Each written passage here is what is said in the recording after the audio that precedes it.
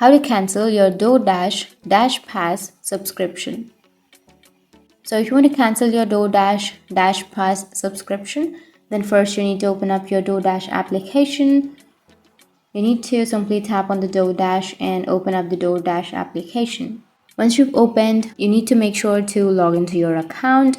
You need to go for the email, Google, Facebook, Apple, any option that you're comfortable with, and then you need to log into your account. Once you've logged into your account, now on the upper right you will have an account option.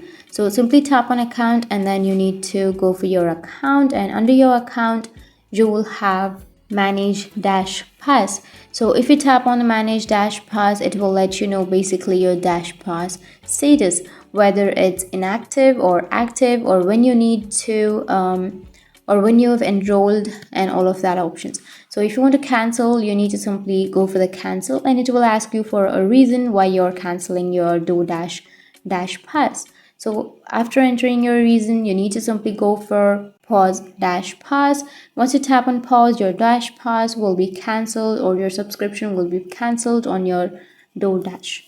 So that's it. That's how you can cancel your DoorDash DashPass subscription. And if you have any questions, feel free to comment below. Thanks for watching.